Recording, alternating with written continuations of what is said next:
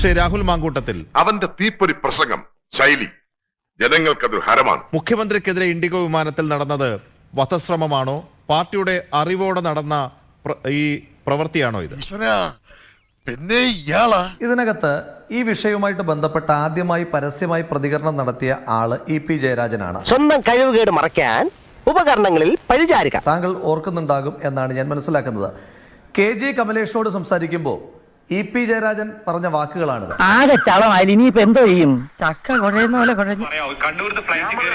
രാഹുൽ, ആ ശബ്ദ സംപ്രേഷണം തയ്യാറാണ്. EP പറഞ്ഞത് അതിലെ വൈരുദ്ധ്യമുണ്ട്. അത് ഞാൻ ഈ പ്രേക്ഷകർക്ക് വേണ്ടി കാണിക്കാം. അത് രാഹുൽ പ്രത്യേകം ഈ തുടക്കത്തിൽ രാഹുൽ കഷ്ടപ്പെടണമെന്നില്ല. എന്തോ ആളാക്കിയതാണല്ലേ EP ജയരാജൻ ഈ വിഷയവുമായിട്ട് ബന്ധപ്പെട്ട ആദ്യത്തെ പ്രതികരണം നടത്തിയ ആൾ EP ജയരാജനാണല്ലോ. EP ജയരാജൻ ആദ്യം ഏഷ്യാനെറ്റിൽ കമലേഷിനോടാണെന്ന് തോന്നുന്നു, കമലേഷിനോട് പറയുകയാണ്, മുഖ്യമന്ത്രി ഇറങ്ങിപ്പോയതിനു ശേഷം ഞാൻ ബാഗ് എടുക്കാനായിട്ട് ചെല്ലുമ്പോൾ അവർ ഇവിടേക്ക് വരികയായിരുന്നു എന്ന് പറഞ്ഞു. അപ്പൊ ഇതിനകത്ത് എന്തോ ചുറ്റിക്കളി ഉണ്ടല്ലോ. എന്ത് ചുറ്റിക്കളി? ഒരു ചുറ്റിക്കളി ഇല്ലല്ലേ? ശരി, അവിടെ നിന്ന് ഇപ്പോൾ EP ജയരാജന്റെ സ്റ്റാൻഡ് എന്താണെന്ന് നമുക്ക് നല്ല ബോധ്യമുണ്ട്. ഒരു റീ എൻട്രിക്ക് ശ്രമിക്കുമ്പോ ആരംഭത്തിൽ അപമാനം. ഇന്നലെ EP ജയരാജനാണ് പറഞ്ഞത്, അതായത് സമരക്കാർ, ഈ സമരത്തിന് വന്നിരുന്ന ആളുകൾ തീവ്രവാദികളിലൊക്കെയാണ് വിളിച്ചത്. അവന്റെ സമനില തെറ്റിയിരിക്കുക, അവർ മദ്യപിച്ചിട്ടുണ്ടായിരുന്നു എന്ന്. എന്നാൽ മെഡിക്കൽ കോളേജിലെ ഡോക്ടർമാർ, അവരെ ചികിത്സിച്ച ഡോക്ടർമാർ പറഞ്ഞിരിക്കുന്നു അവർ മദ്യപിച്ചിട്ടില്ല.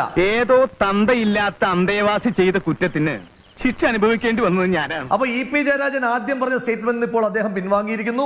മാത്രമല്ല മദ്യപിച്ചു എന്ന അദ്ദേഹത്തിന്റെ ആരോപണം നിലനിൽക്കുന്നില്ല. എന്നാൽ ഈ ഉതുപ്പ് പ്രസിഡന്റിന് എന്നാ പറ്റിയേ? അപ്പൊ എന്റെ ചോദ്യം EP ജയരാജനോടാ, ഇന്നലെ ഏതായിരുന്നു ബ്രാൻഡ് എന്ന്? EP ജയരാജന്റെ ബ്രാൻഡ് ഏതായിരുന്നു എന്ന് EP ജയരാജൻ പറഞ്ഞാൽ മതി. ഈ ഒന്ന് മണപ്പിക്കുമ്പോഴേക്കും ആരുടെയെങ്കിലും ഒക്കെ പുറത്ത് കുതിര കയറാൻ തുടങ്ങുന്ന അസുഖം ഉണ്ടല്ലോ, അത് നിങ്ങൾക്ക് ഈയിടെ വളരെ കൂടുന്നു. ഇത് രണ്ടാമത്തെ പ്രധാനപ്പെട്ട വിഷയം. ഇന്നലെ എന്താ അവിടെ സംഭവിച്ചത്? ആ വിഷ്വൽ ഏഷ്യാനെറ്റിലൂടെ പ്ലേ ചെയ്താണല്ലോ. അതെ, പക്ഷെ അത് ഇവിടെ പറയാൻ കാര്യമുണ്ട്. രണ്ട് യൂത്ത് കോൺഗ്രസിന്റെ സമര പോരാളികൾ അവർ വളരെ താഴ്ന്ന ശബ്ദത്തിൽ പ്രതിഷേധം എന്ന് വിളിച്ചുകൊണ്ട് മുന്നോട്ട് വരികയാണ്. അവൻ പറഞ്ഞ നേരാ. ഇതാണ് ഈ സംസ്ഥാന സർക്കാർ വധശ്രമത്തിന് കേസെടുത്തിരിക്കുന്ന വിഷയം.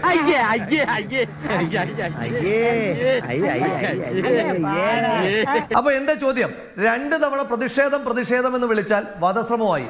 ഇനി മൂന്നാമതെങ്ങാനും ദൗർഭാഗ്യവശാൽ ഒരു പ്രതിഷേധം കൂടെ വിളിച്ചിരുന്നെങ്കിൽ പിണറായി വിജയൻ മരിച്ചു വീഴുമായിരുന്നോ? ഒരു പൂവെടുത്ത് ചെവിയിൽ വെച്ചിട്ട് റോഡിൽ കൂടി ഒന്ന് ഓടിയാലോ എന്നാലോചിച്ചിരിക്കുകയാണ് ഞാൻ. 3 പ്രതിഷേധം എന്ന വാക്ക് അടുപ്പിച്ച് കേട്ടാൽ മരിച്ചു വീഴുന്ന ഒരു ദുർബലനായ വ്യക്തിയാണോ ശ്രീ ഇരട്ടച്ചങ്കൻ എന്ന് പറഞ്ഞിട്ട് ഇവർ ഇങ്ങനെ ആഘോഷിച്ചുകൊണ്ടിരിക്കുന്നത്? ഇളകും തന്റെ വയർ, അല്ലാതെ ഇവിടെ ഒരു ചുക്കും സംഭവിക്കില്ല. എനിക്ക് പറയാനായിട്ടുള്ളത്, ഈ CPM-ന്റെ മുഴുവൻ സഹപ്രവർത്തകരോട് പറയാനായിട്ടുള്ളത്, നിങ്ങൾ ഇരട്ടച്ചങ്കൻ എന്ന് വിളിക്കുന്ന ഈ ആളുണ്ടല്ലോ, ശ്രീ പിണറായി വിജയൻ, അതിന് തന്നാരും വിളിച്ചില്ല. വിളിച്ചു തന്നെയല്ലേ എങ്ങനെയാ ആവശ്യത്തെ കാര്യങ്ങൾ.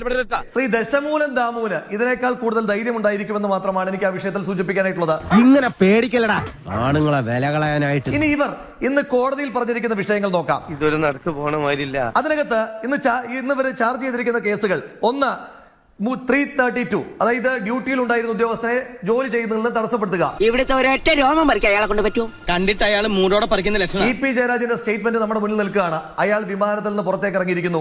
അപ്പോൾ 332 നിലനിൽക്കുന്നതല്ലോ. തനി രാവണൻ 10 തലയായവന്. രണ്ടാമത് 307, ഒരായുധമില്ലാത്ത, എന്തിനേറെ പറയുന്ന ഒരു നെയിൽ കട്ടർ പോലും വിമാനത്തിനകത്ത് കയറ്റുവാൻ കഴിയുകയില്ല എന്ന് ബോധ്യമുള്ള സമയത്ത് 307 നിലനിൽക്കുന്നതല്ല. സന്തോഷായി, നല്ല സന്തോഷം. ഇനി അടുത്തത് ഇവരിപ്പോ ചാർജ് ചെയ്തിരിക്കുന്ന ഒരു കേസുണ്ട്, 31A of suppression of unlawful acts against safety of civil aviation act 1982. Malayalam. എന്താ ഈ കേസ് എന്നറിയാമോ? അതായത് വിമാനത്തിന് അപകടം ഉണ്ടാകുന്ന തരത്തിലുള്ള പ്രവർത്തനം നടത്തി ആ പരാതി കൊടുക്കേണ്ടുന്ന ആരാ? ആ പരാതി കൊടുക്കേണ്ടുന്ന മുഖ്യമന്ത്രിയുടെ ഗൺമാനാണോ? അല്ല, GCD ആണ്. പറഞ്ഞത് കേട്ടോടാ, അന്തസ് വേണോടാ, അന്തസ്. അതായത് director general of civil aviation ഇന്നത്തെ ദിവസം വരെ, നമ്മൾ ഈ ചർച്ച ചെയ്യുന്ന നിമിഷം വരെ, വിമാനത്തിൽ അങ്ങനെ എന്തെങ്കിലും അപകടം ഉണ്ടാക്കുവാൻ ഇവർ ശ്രമിച്ചു എന്ന് പറയുന്ന ഒരു പരാതി കൊടുത്തിട്ടില്ല. ലാത്തിയുടെ ചൂടറിഞ്ഞാൽ അവൻ പഠിക്കൂ. മരിച്ചെന്ന് കരുതിയിടത്തുനിന്നും ഉയർത്തെഴുന്നേറ്റവനാണ് ഞാൻ. ഒരു മരക്കോല് കാണിച്ചെന്നെ ഭയപ്പെടുത്താൻ നോക്കാം. പിന്നെ എങ്ങനെയാണ് 31A നിലനിൽക്കുന്നത്? ഇനി നാളുകളിൽ ഇവർ ആ ഉദ്യോഗസ്ഥന്മാരെ ഭീഷണിപ്പെടുത്തി ഒരു 31A വാങ്ങിയെന്ന് വിചാരിച്ചോ, ഒരു പരാതി വാങ്ങിയെന്ന് വിചാരിച്ചോ? പരാതി വാങ്ങിയതിനു ശേഷം മാത്രമല്ലേ 31A നിലനിൽക്കുകയുള്ളൂ. എന്നെ കൊണ്ടൊന്നും പറയിപ്പിക്കണ്ട. ഇത്രയൊക്കെ വരുത്തി വെച്ചിട്ട് എന്റെ നാവിൽ നല്ല തെറി പോലും വരുന്നില്ലല്ലോ ഈശ്വര. എനിക്ക് ചോദിക്കാനായിട്ടുള്ളത്, നീതി തുല്യമായിരിക്കണമല്ലോ. ഇവിടെ വിമാനത്തിനകത്ത് പ്രതിഷേധിച്ച ആളുകൾക്കെതിരെ നിങ്ങൾ കേസെടുക്കുന്നു. അങ്ങനെയാണെങ്കിൽ ഇന്ത്യൻ എയർക്രാഫ്റ്റ് റൂൾ 1937 പാർട്ട് 3 ചട്ടം 23A പ്രകാരം EP ജയരാജനെതിരെ കേസെടുക്കണ്ടേ? എന്റെ തൊഴിലിനോടുള്ള ആത്മാർത്ഥയാണ് ഒരു ചോദ്യം ചെയ്തിരിക്കുന്നത്. ഗ്യാസ് നിറച്ച ഒരു സിലിണ്ടർ പോലെയാണ് ഇപ്പൊ എന്റെ മനസ്സ്. വിമാനത്തിനകത്തെ സഹയാത്രക്കാരോട് അത് സ്പോണ്ടേനിയസ് റിയാക്ഷൻ ആണോ അല്ലയോ എന്നൊന്നും വിശദീകരിച്ചിട്ടില്ല. എന്തിന്റെ പേരിലായാലും കൂടെ യാത്ര ചെയ്യുന്ന സഹയാത്രികരോട് അപമര്യാദയായി പെരുമാറുക വാക്കുകൊണ്ടോ പ്രവൃത്തി കൊണ്ടോ ചെയ്താൽ 1 വർഷം വരെ കഠിന തടവും അതുപോലെ തന്നെ 5 ലക്ഷം രൂപ പിഴയും 6 മാസം വരെ മിനിമം ട്രാവൽ ബാനും ലഭിക്കാവുന്ന കുറ്റം ചെയ്ത EP ജയരാജനെതിരായിട്ട് എന്തുകൊണ്ടാണ് കേസില്ലാത്തത്? ഞങ്ങൾക്ക് യൂണിയൻ ഉള്ളത് അറിയാമോ? ഇനി എങ്ങനെ ഒരു വിഷയത്തിൽ ഇവർ എന്താണ് ഇവിടെ കാട്ടിക്കൊണ്ടിരിക്കുന്നത്? ഇവർ കേരളത്തിനകത്ത് അക്രമം അഴിച്ചു വിടുകയല്ലേ? അമ്മക്ക് പ്രാണവേദന മകക്ക് വീണവായന എന്ന് പറഞ്ഞ മാതിരി ഒരു വ്യക്തമായ ഉത്തരം രാഹുൽ മാങ്കൂട്ടത്തിൽ നിന്ന് അറിയേണ്ടതുണ്ട്. എന്താ അമ്മായി ഇത്? ഇവിടെ ഇങ്ങനെയാ. ഈ രണ്ടുപേരും കണ്ണൂരിൽ നിന്ന് മുഖ്യമന്ത്രി യാത്ര ചെയ്യുന്ന വിമാനത്തിൽ ടിക്കറ്റ് എടുത്ത് യാത്ര ചെയ്ത് തിരുവനന്തപുരത്തേക്ക് വരാൻ തീരുമാനിച്ചത്. ഇവൻ നമ്മളെ കുഴപ്പിക്കാനുള്ള പരിപാടി, ഇവനിതിൽ എന്തോ കൈയുണ്ട്. എന്നിട്ട് മുഖ്യമന്ത്രിയെ നേരിൽ പ്രതിഷേധം അറിയിക്കുക, പ്രതിഷേധിക്കുകയായിരുന്നാണല്ലോ താങ്കൾ പറഞ്ഞത്. പ്രതിഷേധം അറിയിക്കാൻ വേണ്ടി തന്നെയായിരുന്നു. ഉള്ളതോന്നോ അവൻ പിന്നെ കള്ളം പറയൂ. ഈ നിമിഷം വരെ ഫർസൻ മജിദിനോടോ നവീനോടോ ഞാൻ നേരിട്ട് സംസാരിക്കാൻ കഴിഞ്ഞിട്ടില്ല. അവർ പോലീസ് കസ്റ്റഡിയിൽ തന്നെ മെഡിക്കൽ കോളേജിൽ പരിശോധനയിലാണ്. അതൊക്കെ നാട്ടുകാർക്ക് അറിയാവുന്ന കാര്യം അല്ലേ? അപ്പൊ അതുകൊണ്ട് അതിന് എനിക്ക് കഴിഞ്ഞിട്ടില്ല. അതുകൊണ്ട് തന്നെ എനിക്ക് അങ്ങനെ ഒരു വിവരം പറയാൻ കഴിയില്ല. ഇനി രണ്ടായാലും അല്ല, ഒരു മിനിറ്റ് ഞാൻ ചോദിക്കാൻ കാര്യം, അവർ യാത്രാക്കൂലി അവരുടെ സമരത്തെ നിങ്ങൾ ഓണപ്പ് ചെയ്യുന്നുണ്ട്. രാഘവൻ പറഞ്ഞത് വാസ്തവം. അവരുടെ സമരത്തെ അംഗീകരിക്കുന്നുണ്ട്. അവർ 2 തവണ പ്രതിഷേധമെന്നുള്ള ശബ്ദം ഉയർത്തിയത് മാത്രമേ ഉള്ളൂ എന്നാണ് രാഹുൽ ഇവിടെ പറഞ്ഞത്. എല്ലാം ഇയാൾക്കറിയാം, ശരിയല്ലടോ? അതെ അതെ ശരിയാണ്. അപ്പോൾ ആ പ്രതിഷേധത്തെ നിങ്ങൾ ന്യായീകരിക്കുന്നുണ്ട്.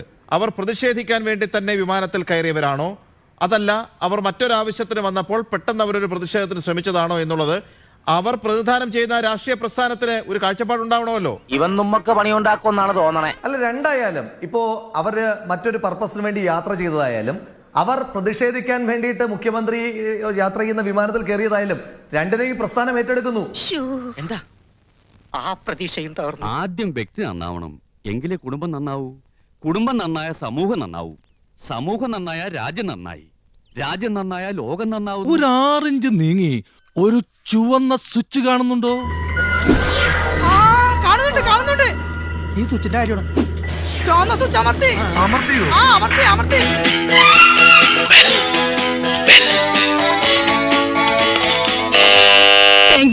ഈ ഉപകാരം മറന്നാലും ഞാൻ മരിക്കില്ല. ഇതൊക്കെ എന്ത് അപ്പോ നാളെ നേരത്തെ തന്നെ ഇങ്ങോട്ട് എത്തണം കേട്ടോ? ശരി.